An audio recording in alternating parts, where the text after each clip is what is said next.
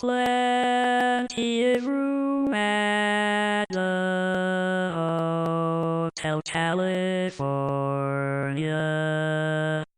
Oh, sorry, no vacancy news robot here. I was just practicing for my big debut at the lodging conference in a few months.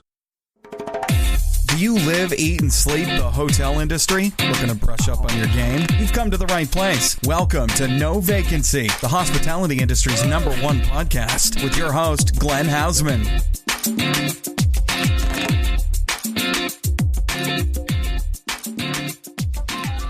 Hey everybody, Glenn Hausman here at the No Vacancy Podcast, and I am super stoked to have each and every one of you today. I'm pretty excited because I'm at the NYU Hospitality Investment Conference this week, which is always fun, always a lot of energy, but I got to tell you, sometimes it feels I'm never going to get out of this maze because this event here is absolutely insane. And today I'm going to have a couple of people with me to help us get through what happened at this conference and to give all of you folks that didn't happen to make it opportunity to hear exactly what happened, what the big news is, and why it is all relevant. But before we get to that, I want each and every one of you to reshape your expectations of what an FF&E distribution... Let's start that one over, everybody. I want to reshape your expectations of what an FF&E distribution partner for hospitality should be. Make Almo Hospitality your go-to partner to simplify FF&E deployments for the guest room and beyond with industry-leading brands, the latest hospitality trends, and distinctive new-to-market brands coupled with their specialized business development and hospitality-dedicated sales team.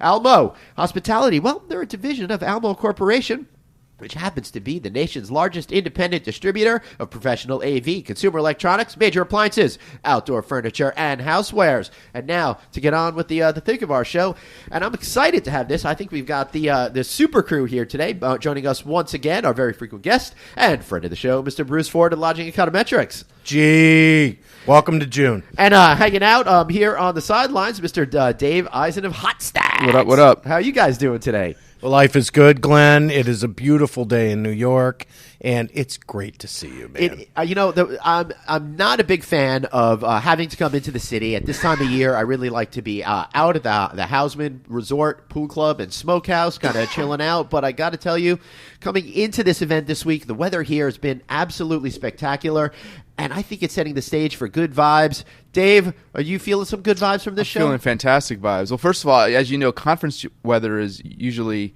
hit or miss, and it's usually on the miss side. Yeah. Even when LA for Alice, there's usually rain, but today it's like no humidity, not a cloud in the sky. But yeah, I'm just an interloper today, so I figured I would just basically crash your podcast. I love party. it. I love that. I love that you joined on. And for those of you who want to know a little bit more about HotStats, go check back our show back in April that we recorded during the Asian American Hotel Owners Association annual conference. We got a great video of that. Also a great podcast with Bruce and Craig Sullivan from that show. Sully. Yeah, the Sully. Yeah. That, of course, he does the California Lodging Investment Conference. Check out cliconference.com for more information on that. And Craig, you're welcome for the free plug. So, Glenn, nobody bought anybody yet this week. I know. It's been this has been a suspiciously quiet news week over here. I almost can't believe it. I mean, money's still inexpensive. Stock prices are still high. The industry's operating at a record rate. I guess just nobody wants to pay list price. I guess that's what it is. I don't know. Yeah, I mean, I had a great conversation yesterday with somebody that was telling me all about how, we've really changed from institutional funds more to the high net worth individual that's starting to put in money. And that has an opportunity to affect valuations, I think. Sure. I mean, the hotel industry has never been more bankable. We go back 10, 11, 12 years. People were still cyclically concerned about the hotel industry when they invested. They knew that there were ups and downs, but we've had this 10-year run up now, and I think general investors are getting more comfortable with this and seeing the valuations continue to improve on a trajectory that they're comfortable with. So it's more bankable than ever. Yeah, so Dave, what are you thinking in terms of valuations? Because you got the HotStats, which we determined was hotel stats, but a little bit shorter. You guys focus on profitability of hotels, P&L statements, all of that kind of stuff. So how does your world kind of tie into what you're seeing in what hotels are buying and selling for? Yeah, I mean, I think from a real estate side, I think Bruce hit it on the head. It's still a great industry to be invested in. Operating hotels, I guess, a little different when you look at it from a profitability kind of continuum where you're seeing RevPAR kind of stagnate, if not go down a little bit, and you're seeing expenses rise, especially on the labor side. So when you kind of see that imbalance, that's when, from an operating standpoint, there's some worry there. But like I said, if the real estate is still chugging along, then you don't have to worry so much about the operation sometimes, right? Yeah, for sure. We have to call it kind of a at the top. We kind of bounce along the top a little bit, and I think we're slowly getting there. I think we're going to have a few months where we see some softness, okay, but we'll still have a few months where I think it will be great. I think gas prices are still low enough to see an incredible summer travel season. Yeah. I think people are gravitating to driving this year. I think airline flights have still pretty much domestically stayed stable, pretty much. I think the international travel is probably overpriced a little bit right now. So we're looking for people to do a lot of vacations this summer, and I think we're expecting it. There were some worries I heard over China, though, and inbound travel here. Do you see any cause for concern there from the Chinese traveler? Yeah. Any of you? Bruce? Well, China travel is... Hey, just for you guys listening, unfortunately, I'm a mic short, so the guys over there are having to swap a mic back and forth. So please forgive any qualities with the sound. Bruce, continue. It's like Beastie Boys pass the mic. All right, so continue. China inbound travel is likely to continue to decline, okay? And the reason is the economy is no good over there right now. There are some economies outside of the United States that are in much worse shape than us. Okay, thinking the EU, thinking the Brexit that hasn't broke yet, thinking China, they continue to get tariffed by our president, and that's going to have an impact. But at the same time, as I've said to each of you personally, in 2019 and 2020, China will open the most hotel rooms. The U.S. will be number 2, and then the state of California will be number 3. Which is unbelievable. Yeah, to me. More than 40,000 rooms opening in California in the next 2 years total. That's more than any other country. All right, so my whole sense about this event in itself is that it's just more of the same old, nothing new, nothing exciting, nothing really worth getting in a tither about. It just seems like same old. So the question I guess I have for you guys is, does that mean it's bad, or is that just kind of a good thing to kind of be an autopilot? Bouncing along the top, Glenn. Yep. Think about you're on top of the table, and the ping pong ball is still bouncing on the table, and eventually it's going to fall off, but it's not falling off yet. So it's still bouncing on the table, and I truly believe that we just need just a minor little dip. Like if we stand here at the lodging conference in the fall and we felt a little bit of, then there'll be a lot of transactions. But right now, everything's at list price. Everything's for sale if you're willing to pay. Okay? And what we're finding out is that people have aspirations to grow, but they're not necessarily willing to pay list price. So that proverbial buy-sell gap is wide then? It's a little bit wide. It's just not coming together yet. We're getting there though. Yeah. All right. So I always think every conference I go to, it's always cautious optimism. I'm tired of all of this. Well, yeah, but that's just the status I know. quo. It doesn't matter what conference you're at, if they're in a recession or if you're in a booming day. Thanks to our president. Right. Well, I gotta say, I just don't feel like there's a lot that happened at this event. Give it time. We're only a day and a half through, right? Only 2 new brands, Glenn. Everybody. Only 2 new brands this week. Wait, who are the 2 new brands? Yeah, tell us about that. So the Atwell, and then well, that's old news already. Well, all okay. And weren't you just talking? Right. Barry Sternlicht announced Treehouse, which is kind I have of no like, idea what that's about. It's Tell kind us of about that. It's apparently I read the Wall Street Journal article as I normally do in the mornings. Glamping. It's the whole eco-tourism, but being very sustainable. It's kind of the sibling to One Hotel. Right. Yeah. And by the way, those hotels, I think the ADR in the summer, it was around They were getting $900 a night in South Beach. Woo. Yeah. Oh, well, Host just bought that hotel. Did they? Yeah, you're right. Yeah, Host just bought that hotel. I think anything Barry Sternlicht touches kind of turns to gold, right? Is that? That seems to be the case. Well, he's had the most properties that have transacted for over $1.5 million a guest room, which is a total of 3. The Baccarat Hotel, right? Yeah. Which is the highest. Yeah, I think, and then That was here in the city, right? Yeah. and then the one South Beach was over $1 million a room too. Right. So yeah. kills it. Wow. So, Well, if he knows how to do beautiful hotels, he does have a reputation for that. Well, one of the things that I really like about One Hotels is its focus on biophilic design, and that's all the whole idea of bringing the outside nature into the elements within the hotel. Isn't that what they do here at the Marquee? I feel like I have plenty I could have said there, but I will not. All right. I do want to get. I think Glenn is at a loss for words, David. I am for a loss of words, but I'm also thinking about how I'm currently trying to get the GM to come on the show. It's good. Well, they got to talk about the renovation that is underway. Yes, ladies and gentlemen, it is underway. It just isn't actually happening during the NYU conference, which is probably why. Well, they have brand new escalators from downstairs going up to 8. So that's exciting. Well, here's a question for you, Bruce. Right now, how many hotels within the Marriott portfolio? Look out. How many? Do you know How many? Off the top of my head in the United States, the answer is I wouldn't quote the number because I would be off. But I heard, and I don't know if it's true or not, but this hotel, the Marriott Marquis New York, is the most profitable hotel in their entire portfolio. Most profitable or has the most? Wait, most profitable or has the most revenue? Well, probably both, because they do run the hotel. They're the highest revenue that they're.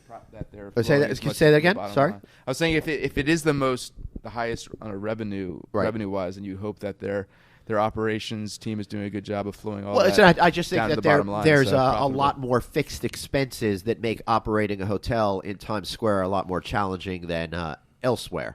The amount of money that you need to pay because of union labor, for example, really kind of changes the financial dynamic of what this could be related to a property that might have a similar kind of a room count, but not they may not be able to charge much rate, but they don't have a lot of that infrastructure and the expenses that they have to pay for every month. That's what I'm thinking. Glenn, every dollar of ADR, that you can do above the average, can be $2 to the bottom line. So, how's that now? Because right. No, it's I feel like that's what politicians use in order to when was the last time you tried to book a room at the Marriott Marquis? This particular Marriott Marquis? There is always a room available for you, Mr. Bonvoy. Yes, there's always a room available, but at what price? What are you willing to pay? Yeah. Okay, so in New York, the occupancy well over 80%. This hotel churns and burns like no other place in the industry. Right. Okay, like no other place. So you think about the rates that they're charging here. The conference rate, and when you add up all the fees, is over $450 a night. Woo. Okay, and that's why I'm not staying. And that's a good deal at this hotel.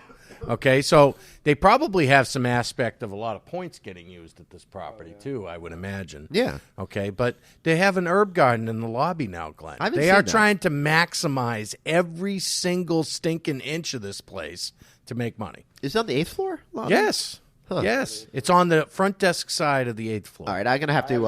I'm gonna have to go check that out. I was there yesterday, but it was just to see. I think a lot of Bonvoy members, they come here when they come to New York. They burn their points here at the. I think it would be common. Sure. Yeah, that makes sense. I mean, when you're coming to New York and you want to stay in the middle of the epicenter of Manhattan, there's no other epicenter. I mean, you walk outside, there's traffic only on 3 sides of this hotel. I mean, otherwise it's a park. I mean, so it's a very interesting aspect in the middle of Manhattan. Yeah, it surely is. Now, as well as this hotel may or may not be doing, the wider New York scene is not doing as well. They're having a lot of trouble really being able to achieve the rates that they had hoped, and they're trading occupancy for rate. Let's talk about that, Glenn, because New York City hotel supply has changed forever. What does that mean? they have more upper mid-scale supply than ever in the city. Right, absolutely. And at the end of the day, an upper mid-scale hotel is not a full-service hotel. Therefore, the rate that they charge is lower. Absolutely. Forever and all time. Right. And so that doesn't mean that it's not healthy. It just means that the supply mix has changed. Well, okay. I speak significantly. I speak to a lot of New York hotel guys, and none of them seem very happy with where things are. Of course, because it's not 10% growth. Right. Okay. Didn't I tell you the story about you put 4 hotel guys in a room, they're going to talk themselves into a downturn in 5 minutes? Okay. And I understand that you have to be prepared for the downside, but labor is a significant concern in Manhattan, but you probably get the highest rates to work in a hotel in anywhere in the world as you get paid when you work in a hotel in New York, right? I mean, right. They have to get the highest hourly wage here, right? Yeah. Right, which kind of, takes me back to what I was saying before about overall profitability. According to Anthony Melcuri, my podcast partner on Checking In with Anthony and Glenn, housekeepers could be making $40 to $50 an hour in a lot of these hotels. Wow. I wouldn't have guessed that. I don't know if what I'm doing not worth being a housekeeper. Right? I know. So, $40 to $50 an hour. Yeah. That's more than I made when I worked at Ben & Jerry's. Also more than I made at Wendy's. But how fast could you scoop the ice cream? Wait. You worked at Wendy's? I did work at Wendy's. Wow. Yeah. It was... let's look back to 1987. Were you a fry guy, a burger guy? I started at Fry's, okay. Right?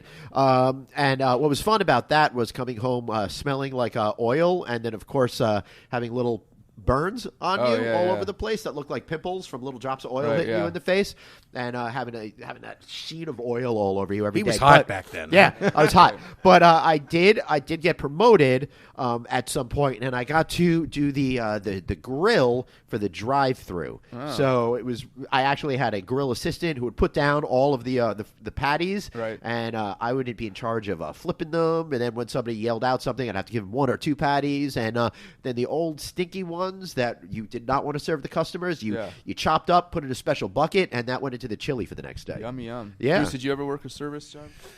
I never cooked. I was dishwasher, busboy. I served for a little while, but didn't cook. I also worked at Toys R Us. I've worked on an assembly line, helping put together cosmetics. And my first job, I think, ever was I worked in a store that was called Consumer Distributors back in the 80s, and it was like Amazon.com, but in the real world. You'd look through a catalog, you'd fill out a little form, you'd give the form to somebody like me, and we'd run in the warehouse and go pick up all of the stuff, and then drop it off at the window, and then you paid and you left. It was a lot of fun. Very New York of you. Yeah. Were you on Long Island? I was on Long Island. I think what this says is how old we are. It really does.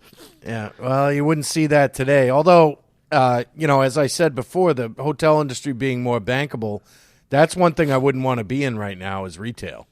Whew. Well, nobody wants to be in retail. I mean, the storefronts, wow. Are you seeing more vacancies than ever, right? I mean... I live in Queens, in Astoria, and Steinway Street is the main thoroughfare. And you walk down that street, and there are so many vacant spaces with, for lease, for rent.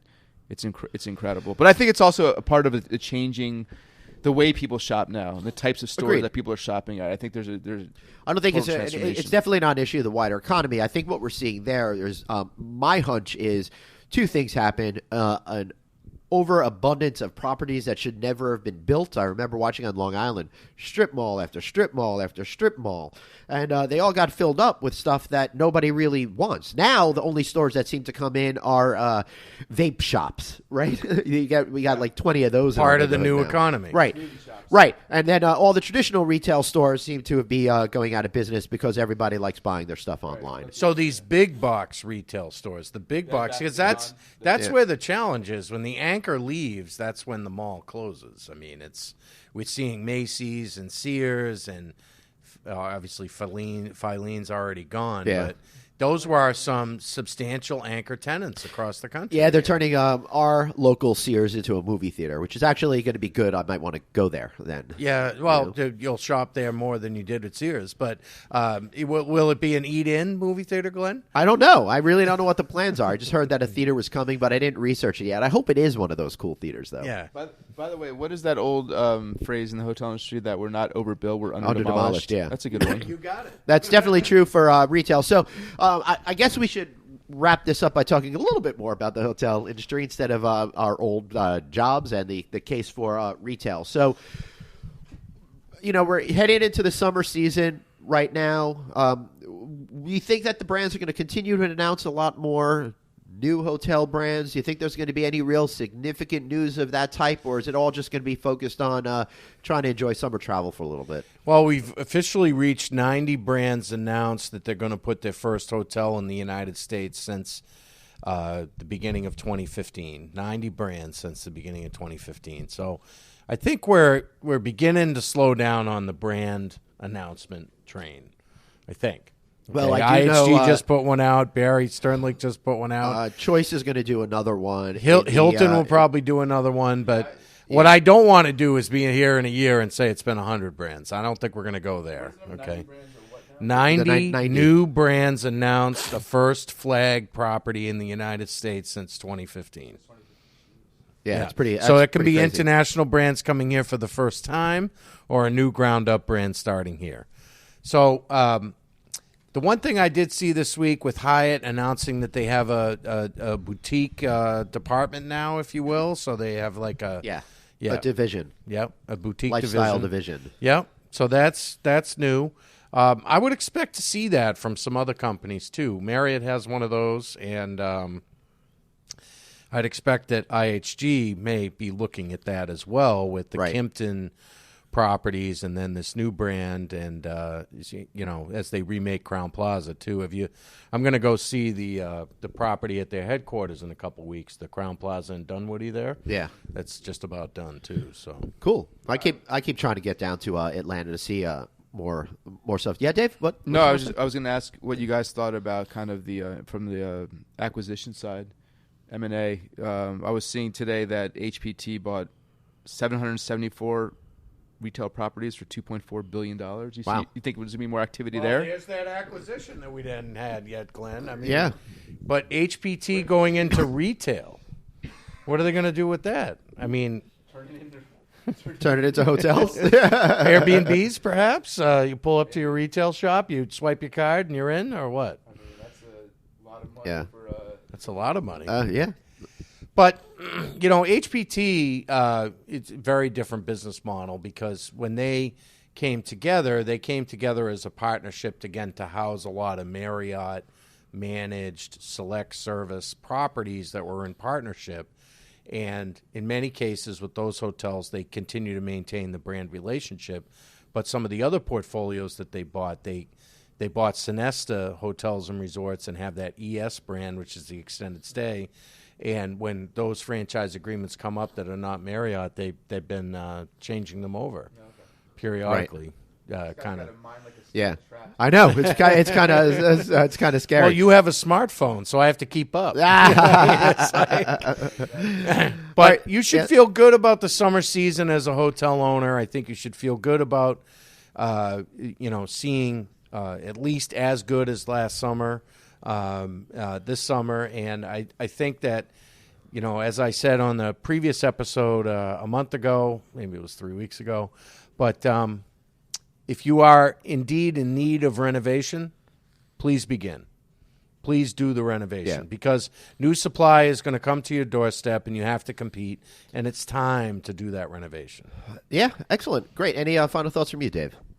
I will end by quoting, paraphrasing the Wu-Tang Clan, who said, "Protect your neck." I say, "Protect your bottom line." Right. I'll leave it at that. I love it. Bruce, final thought from you. Well, you can get me on BFINNH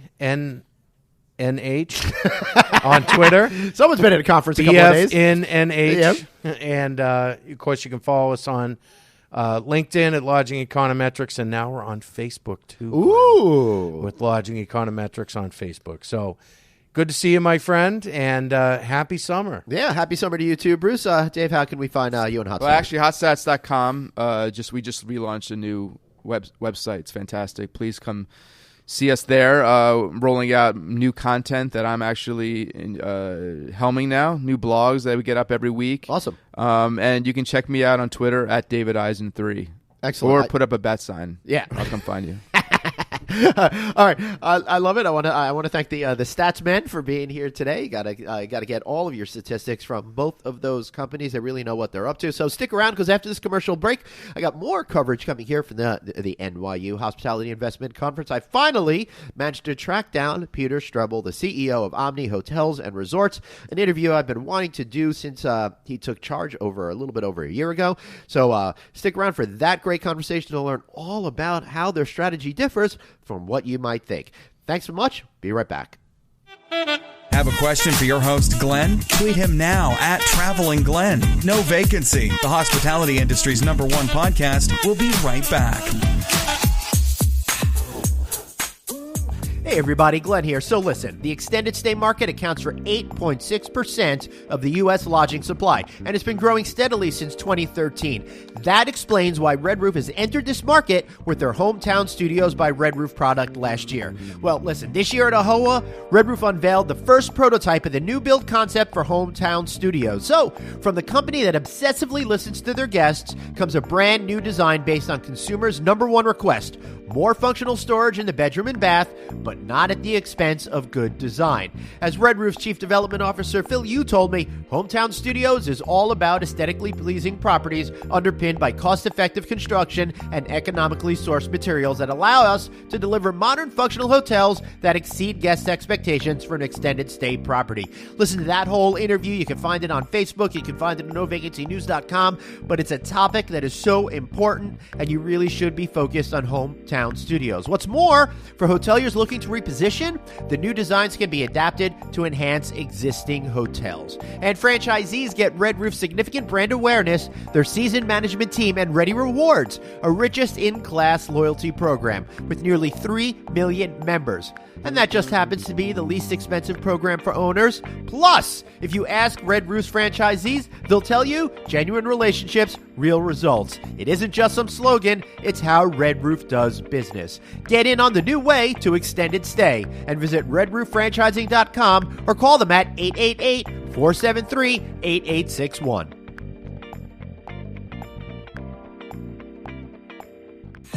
Back to the show. It's No Vacancy, the hospitality industry's #1 podcast, with your host, Glenn Hausman. Hey everybody, welcome back to the No Vacancy Podcast with me, your host, Glenn Hausman. All right, so if you hear a little noise in the background, it's okay, because we're recording this in the media room during the NYU Hospitality Investment Conference, and I am with the one and only Mr. Peter Strebel, CEO of Omni Hotels and Resorts. How are you, sir? Good, great. Having a good morning. I'm having a great morning, personally, because this is a good get for me. I've been having my eyes on trying to talk to you for the longest period of time. I think about 16 months now since you ascended to the CEO position. Yes, at Omni. definitely. Yeah, it's been 16 months. It feels like 3 weeks, and sometimes it feels like 16 years. But I've been with the company for have a long history with Omni, so it wasn't something I'm new to. No, you were SVP, I think, before I was in charge of marketing and sales before, and ops before that. So been kind of with Omni on and off for about 25 years. So it's really a significant part of my life. So what is that like then, with having that career path? When you first started with Omni, did you ever envision that you would have made it to the position that you're in today? I always wanted to be in this position. Yeah. So yes, Really? I set my sights on it. I started working at my first Omni in 1988 in sales. At that point, there was an Omni in Tampa, Florida. It's no longer an Omni, but I just really fell in love with the company. I liked the differences between Omni and other brands, and I always felt, boy, it'd be great to be the president someday. So here it is. I think that's incredible. So what was that first day like, or what was it like when you got the call and they said, it's your turn, you're the one? I think I felt really satisfied. I felt like my journey of hard work and dedication over the last 25 years really has paid off. So it was a very comforting phone call. Awesome. It was a phone call, to be quite honest with you. Yeah. It was very comforting, and it felt like somebody from above saying, job well done. Yeah, that's amazing. And the thing that strikes me most about that is you actually took the time to soak it in, to reflect, and enjoy that particular moment. I think that we have, in life, we have a tendency to accentuate the negative and de-emphasize the positive. So Right. I love that you're able to celebrate your accomplishments in a way that was really meaningful to you. Thank you. Yes, I enjoy that. I had the call came on a Wednesday, and I think I started on Monday in the official job. So I had 5 days to kind of get myself together. But yeah, so what's it? Even though you are completely prepared because you've been preparing Right. for it in a way for 25 years, did you feel ready at that moment? I totally felt ready. Yeah. I mean, I in my mind always spent time thinking about if I was in charge, I would do this. If. So I kind of had been working on a strategic plan for the company. Cool. I felt the company was at a crossroads Right. and really needed some new direction and some new focus. So I had been playing that over and over in my brain. So I started really day one with a plan, and I've been working for the last 16, 17 months on that plan. Great. I do want to talk about that plan, but I think let's orient everybody. Let's talk a little bit more about the company itself, Okay. what your ethos is, all of that kind of stuff. So I think you have nearly 60 properties open with another 7 in the pipeline or Correct. so like that. Correct. So tell us a little bit about the Omni experience for those folks that might not be as familiar with the brand, since you're not one of the massive behemoth Right, companies, right. right? Yeah, we're a very interesting company, and actually we are really lone rangers in what we do today. We own and operate all of our hotels. Which is so, incredible. Which is incredible. Nobody else really does that. You could probably say Lowe's is somewhat similar. Right. But we basically, of all the Omnis that are out there, we either own 100% of them or own a significant portion of them. So the beauty of that is there's one culture in every hotel. Right. I always tell our customers that when you're dealing with other brands, you have a brand, you have a management company, you have a REIT who owns the real estate. You really have 3 cultures going on, but in our company, there's one culture, and it's the culture of Omni. And the Omni culture is all about customer service. You know, every Omni executive and every Omni associate knows that their number one job is to make customers happy. We have these 6 core values, and the value number 1 is creating memorable experiences. So, you know, treat your employees great, focus them on the customer, and everything else happens. Right, and I had the opportunity to stay at the Omni San Diego during this year's annual AHOA convention. Okay. First of all, what an incredible location. Yeah, beautiful location. Yeah. Yeah. It's one of my favorite buildings. From an architectural standpoint, it's a Right. curved building that just looks beautiful. Right, and I think that opened up in the 1990s? It is about 10 years old now. Oh, that's it? Okay. Yeah. Sorry so about that. Maybe 2009. No, it probably did open about 7 or 2006. Okay, So, all right. I just never know anymore because Right. I'm at that age now where everything seems like it was yesterday, but also 20 years ago. Right. Yeah, probably opened in 7. Yeah. I'm trying to think of it now. And the cool thing about that is there's actually a ramp that goes from there to the stadium, Petco Park, where the Padres play, which is right there, which I think is fun, innovative, and different. Very cool. We have a lot of groups that use our hotel specifically because Right. they want to have an activity over in the stadium. Yeah, oh, that's pretty cool. Yeah, as a matter of fact, AHOA rented out the stadium, and they did a Cool. big party over there one night. It was a lot of fun being able to go down on that field. Great, I know. When you're in a stadium when it's empty, I think Yeah. it's really kind of cool. We're pretty fortunate because we are attached to the new Atlanta Braves Stadium, Petco Park in Atlanta. Oh, cool. We opened up a hotel there last year, Right. And that's connected to the stadium. Actually, that one. When you want to say, is it part of the stadium, it really is a part of the stadium. Right. Our presidential suite on the top floor of that hotel has 2 balconies. One looks right into the stadium, Right. and the one on the other side of the building looks in downtown Atlanta. So it's really magical. That is pretty freaking awesome. Yeah. I mean, you can literally be sitting on your balcony in front of your fire pit because they have a fire pit on that balcony. Wow. We have a ping pong table on the balcony. You can be playing ping pong, having a glass of wine, watching the game. Wow. I love that. That is so freaking cool. So one of the distinctions about your brand is you're very much full service. You're plugged into a lot of convention city areas. For example, I think one project that was super heralded was the Nashville one. Right. It seemed like your company smelled that Nashville was going to be the next huge thing. You went in there, you attached yourself to that convention center, right? And I think Country Music Hall of Fame is over Definitely, there as well. yeah. And since that moment, that city has exploded. What was that process like, getting in there early and being a pioneer in what's now become the most coveted place to have a hotel? We knew that Nashville had great potential because we felt the city leadership was spot on. The city had a strong personality. We've seen other cities in America that have really blossomed, like Austin, Texas, because they have strong personalities. Nashville did. We did that deal in like 2008, right at the height of when the recession was going on. So it was very scary for us. Yeah. So we knew that this was going to be either a great thing or this was going to be a bad thing. But it ended up being phenomenal. I mean, we were the first one to market. The hotel is performing, phenomenally.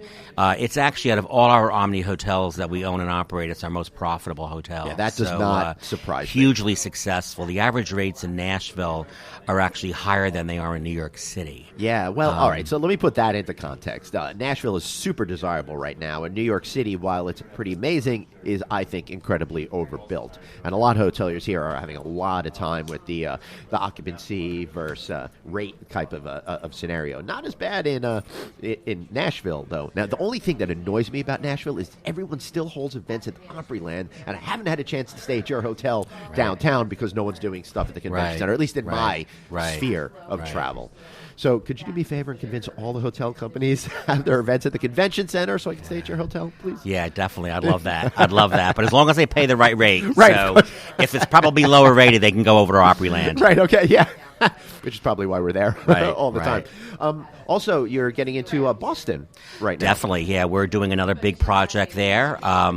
The Seaport is an area that is really just exploding. It's amazing. We were there 2 weeks ago, and, I mean, you can just count the cranes. I mean, there's probably 10 cranes going on in that market right now.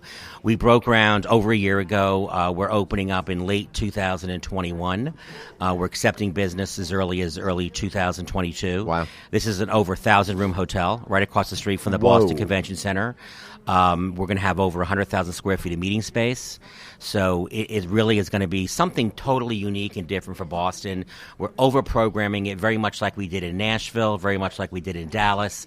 We're going to have 7 different restaurant offerings there. 7? We're going to have a full-service spa. We're going to even have a blow bar for quick hairdos. So it's really going to be a destination project in the heart of Boston, in that growing Seaport district, and every day you read about new businesses moving down there. Yeah. So that area had the resurgence. Is that after they did the big dig, right? That's kind of what precipitated Correct. all this. So and then they built that big convention center, which I don't know how long ago that was, but it wasn't too long ago. It wasn't too long ago. I got to say within the last 5 to 7 years. Probably or about something. 10 years. 10 years now, already? maybe, yeah. All right, so we're sorry, everybody listening. We got to get our years straightened out here. But for those of you that are not familiar with the Big Dig, essentially they had this horrific highway that was above ground, and it separated the city, and it created an area that nobody wanted to be in. So the city planners decided to get rid of that and bury the road underneath. So they buried the road underneath, turned it into great parks, connected the city, and wound up unlocking opportunity for the city and folks like you out there, Peter, to create all of these new properties. And now it's just going it's incredible. going gangbusters, yeah. So back in the height of the recession, when you were dealing with the whole idea of building the Nashville property, I think conventional wisdom was these giant full-service hotels were really going out of style, right? The only time they were going to be built was when new demand centers were coming around, such as what you were able to do in Nashville. I guess what you're doing in Boston. So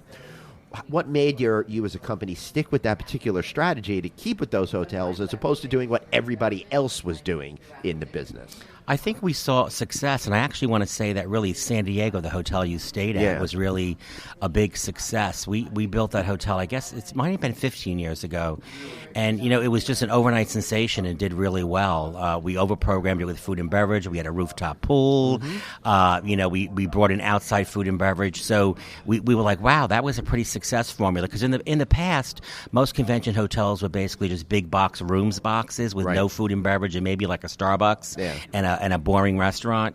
And then the second hotel we built was in Fort Worth. And Fort Worth was an overnight sensation. Again, we overprogrammed it with several restaurants, with a spa, significant meeting space.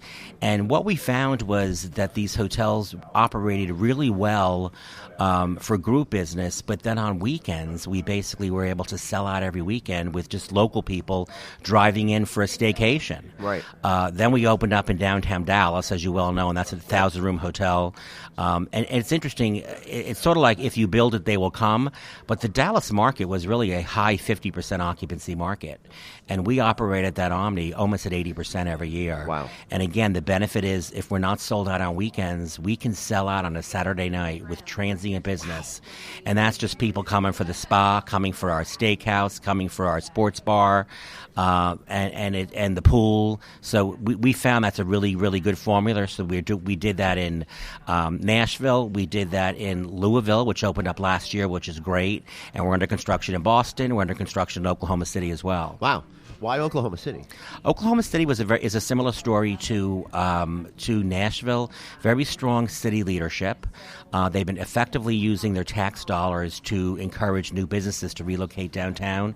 So they're right now in the process of building a brand new convention center, all new, a beautiful new city park, and then our hotel. So it'll really be a brand new concept in downtown Oklahoma City where a lot of cool stuff's happening. All right, so this is interesting to me because the story that I'm seeing that you've been pursuing perhaps is a real strategy of building these great full-service hotels that have a lot of programming that seem to be tied to some sort of growth engine to a particular city. So the question I have for you is, how do you guys seem to win all of these deals and it's not going to the same old big companies that we hear about all the time? I think it's because of our operating model. We bring cash to the table. It's a one-stop shop, so we build these hotels on our dime. We have our own development company, so we basically develop them. So we hire the architects, we hire the designers. So we really offer a turnkey solution for these cities where the big brands just offer the brand, and then they got to find a developer, and then they got to find someone to finance the project and someone to own the project. So it's very easy and efficient for cities to work with us, and we've sort of figured out how to work with them, and it's a nice model. Yeah, it certainly is. It seems to be doing really well for you folks. So is that kind of like, I guess this is where you're going to give me the answer, well, we're going to be opportunistic and all of that kind of stuff, but are you consciously focusing more on those types of projects than other standalone projects that are not tethered to we generally tend to focus on these type of projects because we also want to build it with alternative demand sources. Right. In this case, it is a convention center. We just opened up the one in the Braves. The year before, we opened up a brand new project in Frisco, Texas, where we are partnered with the Cowboys and their entertainment complex. So we generally look for locations that are entertainment focused or convention focused. Interesting. And if it has both, that's like a real serious winner. I'm thinking back to that San Diego property. So anytime there's a big convention, you're right across the street. You guys are definitely selling out. Then we sell out over baseball games. We sell out over conventions. So multiple demand sources. And then San Diego's a huge leisure city. So strong leisure room nights on weekends. That's interesting. So how are you able to service guests when you're pivoting back and forth between convention goers and more of the party goer type of attitude? It's hard. Yeah. it's you got to wear different hats. And staffing is obviously a big issue today because unemployment is so low. But you really have to train your associates to be multifaceted and understand the customer's needs. Right. And customers' needs on a Tuesday working for a medical convention or a pharmaceutical group are very different than the Smiths checking in on Saturday for their anniversary. That's right. So we really try to train our associates to be flexible. And we also train our associates to be natural. There's no preset formula to hospitality. Just be yourself and listen to what the customer wants. All right, that is interesting to me, the listen part, right? Because I think that really creates the real empowerment. That's not an answer that anyone's ever given me before. People always we want to create experience, blah, blah, blah, blah, blah. But to actually listen and hear what a guest says and respond is a real skill, I think. So how do you view that in your personnel, that they should be listening and they should be reacting and they should be free to respond in the way that they personally feel is the right way to respond? Well, one of the main programs that we put every associate through is a program called Power of Engagement. Right. And it's basically we train and teach our associates how to engage with customers. So a lot of times customers won't talk first. So you got to talk to them first and bring them out. So we go through workshops with our associates where we teach them to ask open probe questions like, how was your trip in? Where'd you come in from? I see you're coming in from New York. What brings you to Dallas? So get them to start talking, and then they'll say, I'm here for a birthday, or I'm here for an anniversary, I'm here for a wedding, I'm here for a funeral. So the key is really not only listening, but first get the dialogue going. Right. And that's what we train our associates to open the conversations with, how are you? Where'd you come in from? And we give them suggestions on how to get that dialogue going. Right. That's as opposed to like just saying welcome. Welcome, right? Because if you say welcome, it's a dead end. Dead you end. need to open up and create you got to have a series of questions that give the person a flexibility to answer in any way that they feel like. Right? You know, I just got a letter from a customer that was planning a trip to San Antonio, and they called our reservation center, and they mentioned to the reservations person in Omaha, where we're based for reservations, and they said, what brings you to the city? And the client on the phone had said, well, I'm bringing my best friend who is terminally ill. And he's coming to see some family before he sort of passes. Well, that agent told the hotel. So when the people checked in, we actually upgraded them to the presidential suite. Wow! And they sent me a glowing letter that just said this guy's last travel was like so meaningful and so special. It's because we took the time to listen and then do something for it. So we also empower our associates, again, to create memorable experiences. Other companies, you'd have to ask for permission to upgrade somebody. Right. You have to ask permission to send them an amenity. We encourage our employees. When you hear someone at the front desk say it's my birthday or it's my anniversary, send them something. Right. Send them cookies. Send them flowers. Send them a bottle of wine. Right, and it's those little things that I think are so essential to making real emotional connections with the customers, because while your story about the presidential suite and the terminally ill person is so big, no one could ever forget that, right?